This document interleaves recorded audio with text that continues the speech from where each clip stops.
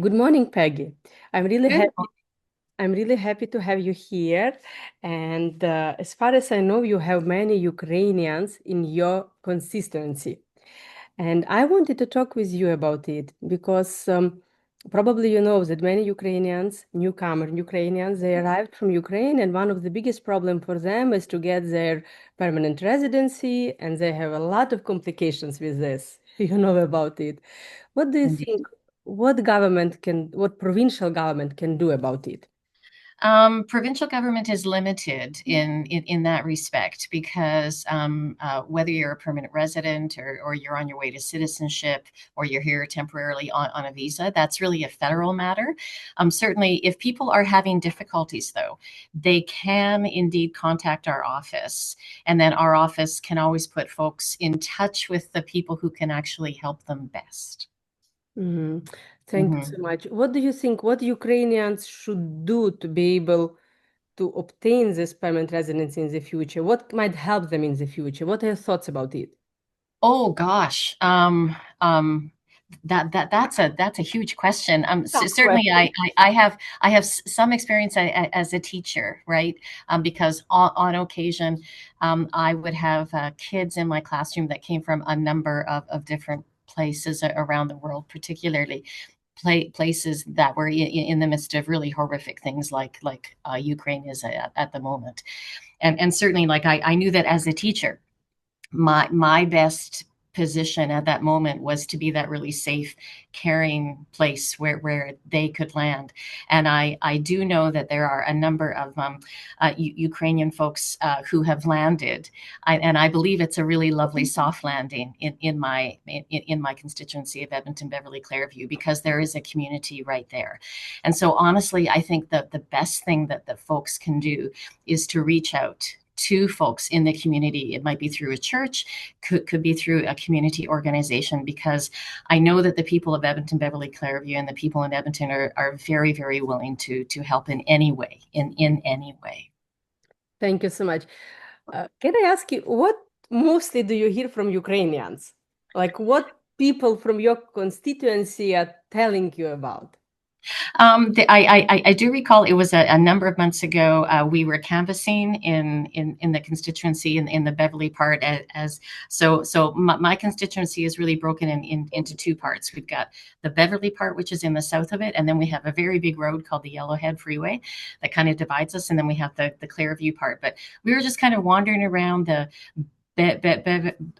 Beverly part, and there was a lovely family outside who happened to be selling lemonade, and it turned out, in fact, that they were newcomers from Ukraine. So we had a lovely conversation, and because I spoke to the mom and let her know that I was a teacher, we ended up actually having a really lovely conversation about school and what her kids could expect from school and that sort of thing, and so yeah, we also have Cherimosh dancers, the dance troupe that's right in the heart of Beverly as well. So I'm positive that a few folks in Cherimosh have also reached out to folks. So it's mainly been in the way of conversations with people, which has been absolutely lovely. Absolutely lovely. Yeah. Beautiful. Did they teach you some Ukrainian words? Oh, I used to know a few. Dobra Vecha, is that right? Oh, yeah, very right. Right. Okay. Good Yeah, evening. my Ukrainian is about as bad as my French is, I will confess. Yeah, it's still everything in the future. Considering that you have so many Ukrainians in your riding, I should it's very learn more potential. than just one term. You are completely correct. But You are anyway, right. Yes. yeah. Anyways, hopefully they also know English, and hopefully they will know it even better, because many Ukrainians currently, they say that they would love to improve their English skills as well. Hopefully there will be some easier adjustment with the language as Well, well. and like it is so completely hard, right? Like you're leaving your home in the midst of something that's really, really, really tough, right? You're leaving everything that you know, your job, your family, your friends, your way of life, and you're coming to this place, even if you know this place is going to be welcoming to you. Just it's incredibly difficult, and I will say that certainly here in Alberta and here in Edmonton in particular, I think that we've always been extraordinarily welcoming welcoming to newcomer communities. And I also think that if you are Ukrainian coming from Ukraine anytime in the last 2 years, because we do in fact have really well established foundational Ukrainian roots here, I do think that history has been very, very helpful to the newcomers who have come our way. It's so true. And especially, it's so hard because they don't have where to go back, because their home is destroyed, their city is destroyed, and it's really tough, because when you migrate, you kind of prepare to come here. You have some time for adjustment, to learn language, to prepare everything, and still, you have something back waiting for you. But when you are evacuating, it's totally different story. You don't have where to go back. And they were ready, many of them, like they just came here because they were forced to come. So, and nobody thought it would take so long as it took right now. So people live here already almost for 4 years, and it's quite a long term. So their kids go to school, their kids start university, they have friends, they have job, like many things happens. People are getting married, people are getting divorced, like life is going on. Right, because life just happens. Life happens, right? Yeah. And I can imagine too that for folks who are here and who have got that sort of softer spot to land, and also folks who know way more Ukrainian than I absolutely know, there must be a sense of just not just worry and concern about the people who are left behind, but I would imagine also a set of a little bit of a sense of guilt because you are here. Exactly. And that would be really, really difficult to deal with, to say nothing of the trauma, because as you say, it was a forced relocation, right? It wasn't anything that the people would have planned for over a period of months or a period of years. Completely different. And so I am very, very grateful that we are able to extend that place and able to extend that welcome. But it's unfortunate. To say the least, and unfortunate is not the best word, obviously, to use in a situation that is a war that simply should not be. But I am, again, as I say, very, very grateful that at least the communities here in Edmonton have been so accommodating and so very, very lovely. Yeah, and many of them, they came here just because of their kids. So because Canada is quite far from Ukraine, they could end up somewhere in Indeed. Europe, but they came to the safest place just to be able to have a better future for their kids.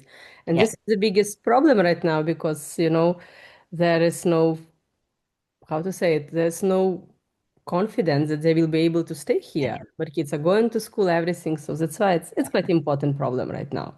But I'm so thankful and I'm so happy that you really also feel it and you would like to help Ukrainians and you understand through what they are going through right now. It's really so important. Thank you for your support in it. Oh, you're welcome. You're welcome. Yeah. Yeah. Would you like to say something else at the end to our viewers, listeners? Oh, sure. Just, hello, welcome. For anyone who is here, I'm extraordinarily glad that they are here. I hope that they've been able to reach out and find community. Anytime you have a tough thing happen in your life, and sometimes it is hard to do it, right? Because you are in a place that is strange.